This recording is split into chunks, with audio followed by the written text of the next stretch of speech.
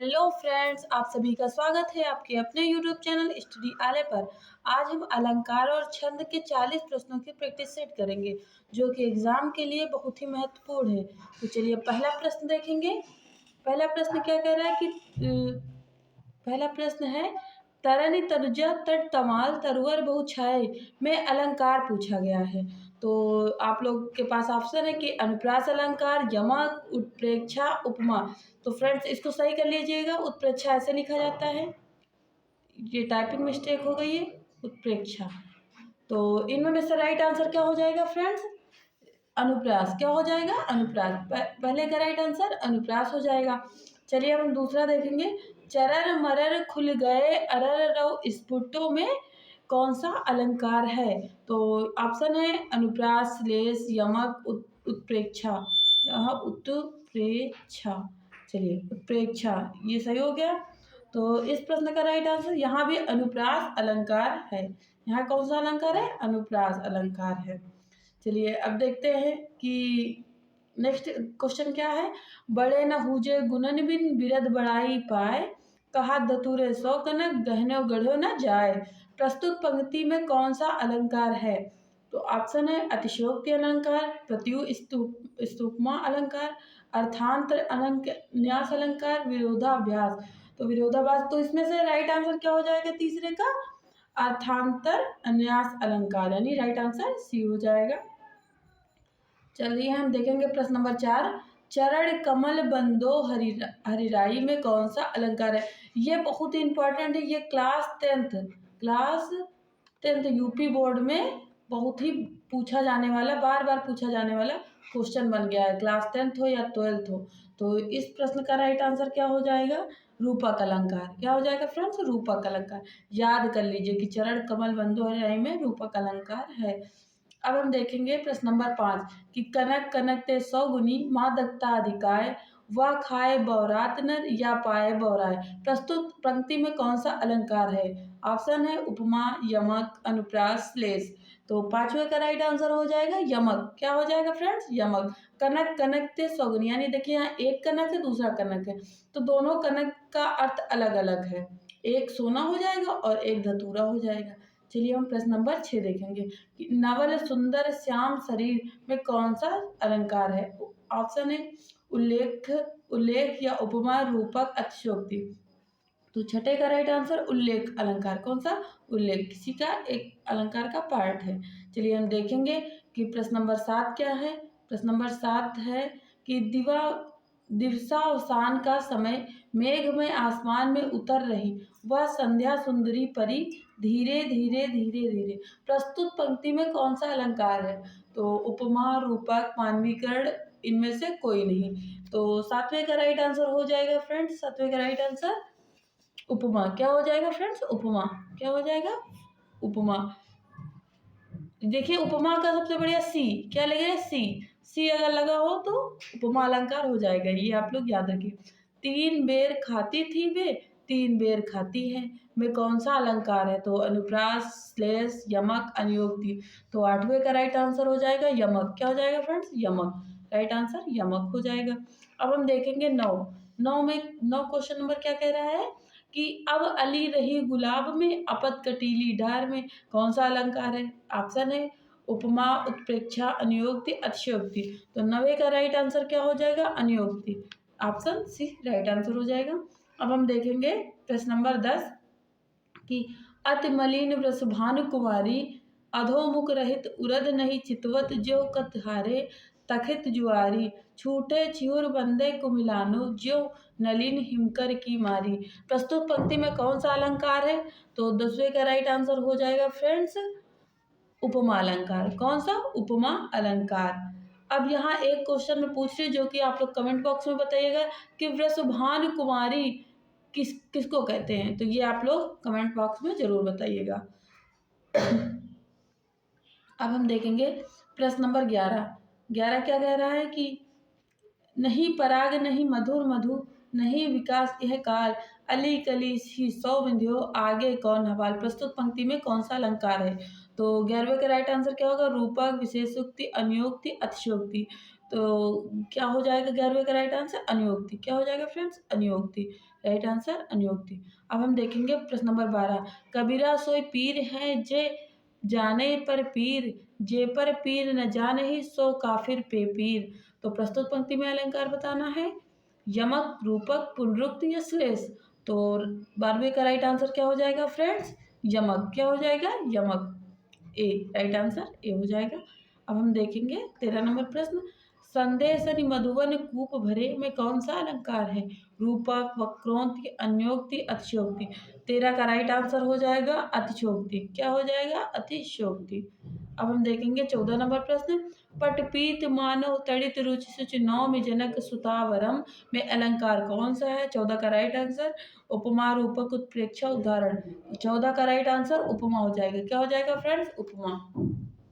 अब हम देखेंगे प्रश्न नंबर 15, रहीमन जो गति दीप की, कुल कपूत गति सोए, 12 उजियारे लगे, बड़े अंधेरे होए।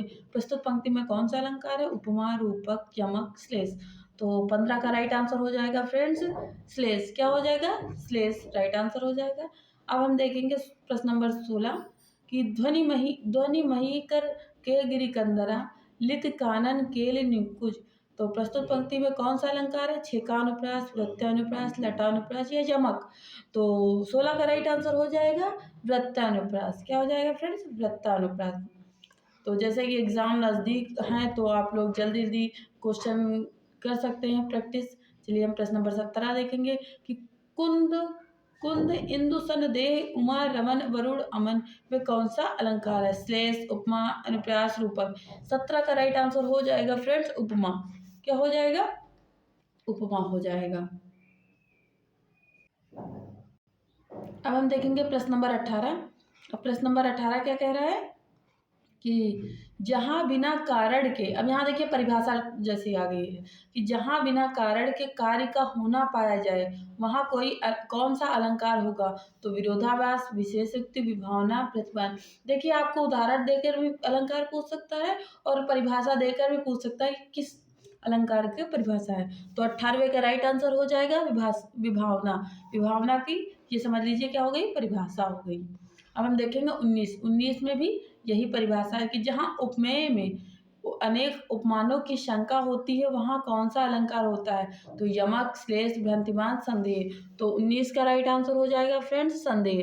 कौन सा हो जाएगा, संदेह। तो देखिए यहाँ पर हमने उदाहरण के साथ प्रैक्टिस, अब जो है क्या करवा रहे हैं, परिभाषाओं के साथ भी प्रैक्टिस हो रही है। जैसे भारत के सम भारत है में कौन सा अलंकार है। तो भारत के सम भारत है, तो रूपक अलंकार, अन्वय, उपमा या यमक। तो 20वें का राइट आंसर हो जाएगा फ्रेंड अन्वय, अनन्वय। तो बी राइट आंसर हो जाएगा।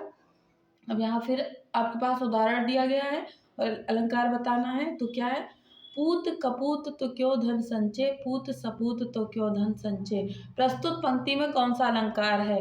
तो छेकानुप्रास, लटानुप्रास, वृत्तानुप्रास, अत्यंतानुप्रास। तो 21 का राइट आंसर हो जाएगा लटानुप्रास, यानी राइट आंसर बी हो जाएगा। अब हम देखेंगे 22 नंबर क्वेश्चन, उसी तपस्वी से लंबे थे देवदार दो चार खड़े, इस पंक्ति में कौन सा अलंकार है। तो अनुप्रास, प्रतीप, रूपक, यमक। तो राइट आंसर क्या हो जाएगा 22 का फ्रेंड्स, प्रतीप। क्या हो जाएगा, प्रतीप, राइट आंसर हो जाएगा।